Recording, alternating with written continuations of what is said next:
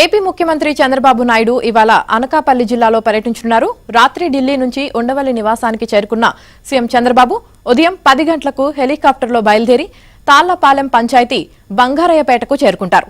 స్థానికంగా ఓ కుటుంబ సభ్యులతో మాట్లాడి గ్రామంలో నిర్వహించే స్వర్ణాంధ్ర స్వచ్ఛాంధ్ర కార్యక్రమంలో పాల్గొంటారు.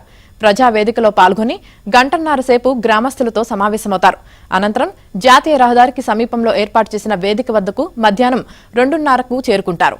గంటసేపు టీడీపీ కార్యకర్తలతో సమావేశమవుతారు. అనంతరం జలగలమధం కూడలిలో ఏర్పాటు చేసిన అటల్ బిహారీ వాజ్పేయి విగ్రహాన్ని ఆవిష్కరిస్తారు.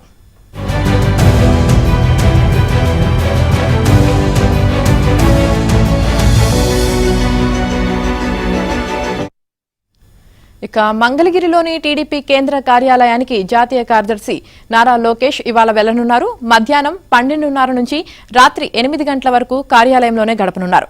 ప్రజల నుంచి వినతి పత్రాలు తీసుకోవడంతో పాటు పార్టీ నేతలతో సమావేశం కానున్నారు నారా లోకేష్.